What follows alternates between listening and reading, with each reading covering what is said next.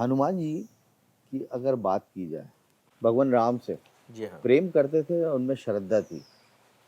क्या प्रेम पहले शुरू किया फिर श्रद्धा आई और श्रद्धा के बाद प्रेम आया या दोनों बरकरार रहे?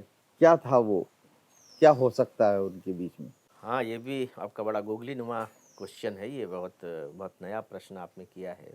जी, देखिए जो प्रेम और जो श्रद्धा है, प्रेम के तो बहुत शेड्स होते हैं, उसकी जो छवियाँ हैं, जी, बहुत अलग-अलग हैं।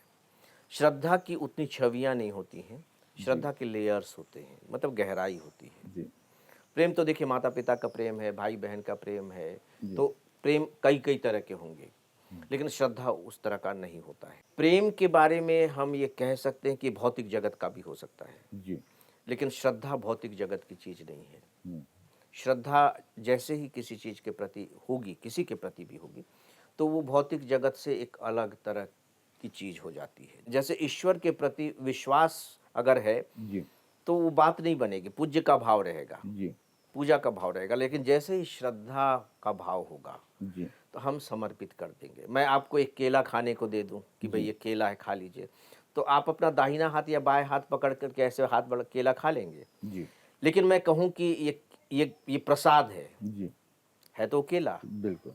तो हाथ की स्थिति अलग हो हो जाएगी। जाएगी और बिल्कुल। खाने की स्थिति भी अलग हो जी। जाएगी।